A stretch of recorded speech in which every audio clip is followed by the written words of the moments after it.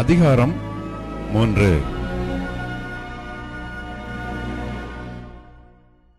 மேலும் என் சகோதரரே, கர்த்தருக்குள் சந்தோஷப்படுங்கள். எழுதினவைகளையே எழுதுவது எனக்கு வருத்தமல்ல, அது உங்களுக்கு நலமாயிருக்கும். நாய்களுக்கு எச்சரிக்கையாயிருங்கள், பொல்லாத வேலையாட்களுக்கு எச்சரிக்கையாயிருங்கள், சுன்னத்துக்காரருக்கு எச்சரிக்கையாயிருங்கள்.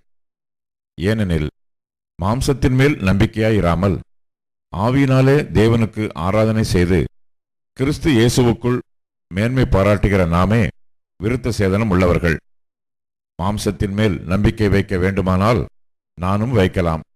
வேறொருவன் மாம்சத்தின் மேல் நம்பிக்கையாயிருக்க நினைத்தால் நான் அதிகமாய் அப்படி செய்யலாம். நான் 8ஆம் நாளில் விருத்த சேதனம் அடைந்தவன். இஸ்ரவேல் வம்சத்தான், பென்யமீன் கோத்திரத்தான், எபிரெயரில் பிறந்த எபிரெயன், நியாயப்பிரமாணத்தின்படி பரிசேயன், பக்தி வைராக்கியத்தின்படி சபையை துன்பப்படுத்தினவன், நியாயப்பிரமாணத்திற்குரிய நீதியின்படி குற்றம் சாட்டப்படாதவன். ஆகிலும் எனக்கு லாபமாயிருந்தவைகள் எவைகளோ அவைகளை கிறிஸ்துவுக்காக நஷ்டம் என்று எண்ணினேன். அது மாத்திரமல்ல, என் கர்த்தராகிய கிறிஸ்து இயேசுவை அறிகிற அறிவின் மேன்மைக்காக எல்லாவற்றையும் நஷ்டம் என்று எண்ணிக்கொண்டிருக்கிறேன். நான் கிறிஸ்துவை ஆதாயப்படுத்திக் கொள்ளும்படிக்கும் நியாயப்பிரமாணத்தினால் வருகிற சுய நீதியை உடையவனாயிராமல் கிறிஸ்துவை பற்றும் விசுவாசத்தினால் வருகிறதும் விசுவாசம் மூலமாய் தேவனால் உண்டாயிருக்கிறதுமான நீதியை உடையவனாயிருந்து கிறிஸ்துவுக்குள் இருக்கிறவன் என்று காணப்படும்படிக்கும், இப்படி நான் அவரையும் அவருடைய உயிர்த்தெழுதலின் வல்லமையையும் அவருடைய பாடுகளின் ஐக்கியத்தையும் அறிகிறதற்கும் அவருடைய மரணத்திற்கு ஒப்பான மரணத்திற்குள்ளாகி எப்படியாயினும் நான் மரித்தோரில் இருந்து உயிரோடு எழுந்திருப்பதற்கு தகுதியாகும்படிக்கும் அவருக்காக எல்லாவற்றையும் நஷ்டமென்று விட்டேன், குப்பையுமாக எண்ணுகிறேன்.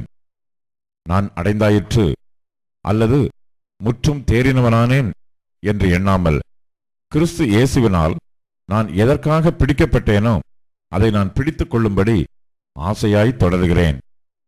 சகோதரரே, அதை பிடித்துக் கொண்டேன் என்று நான் எண்ணுகிறதில்லை. ஒன்று செய்கிறேன், பின்னானவைகளை மறந்து முன்னானவைகளை நாடி கிறிஸ்து இயேசுவுக்குள் தேவன் அழைத்த பரம அழைப்பின் பந்தய பொருளுக்காக இலக்கை நோக்கி தொடர்கிறேன். ஆகையால் நம்மில் தேறினவர்கள் யாவரும் இந்த சிந்தையாய் இருக்க கடவோம். எந்த காரியத்திலாவது நீங்கள் வேறே சிந்தையாய் இருந்தால் அதையும் தேவன் உங்களுக்கு வெளிப்படுத்துவார். ஆகிலும் நாம் எதுவரையில் தேறி இருக்கிறோமோ அது முதல் ஒரே ஒழுங்காய் நடந்து கொண்டு ஒரே சிந்தையாய் இருப்போமாக.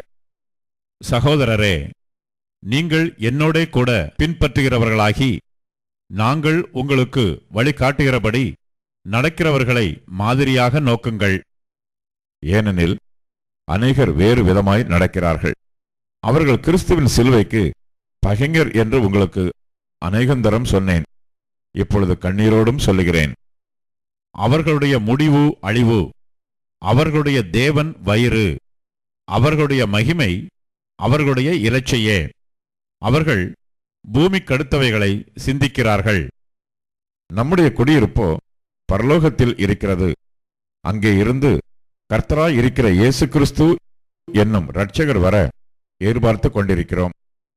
அவர் எல்லாவற்றையும் தமக்கு கீழ்ப்படுத்திக் கொள்ளத்தக்க தம்முடைய வல்லமையான செயலின்படியே நம்முடைய அற்பமான சரீரத்தை தம்முடைய மகிமையான சரீரத்திற்கு ஒப்பாக மறுரூபப்படுத்துவார்.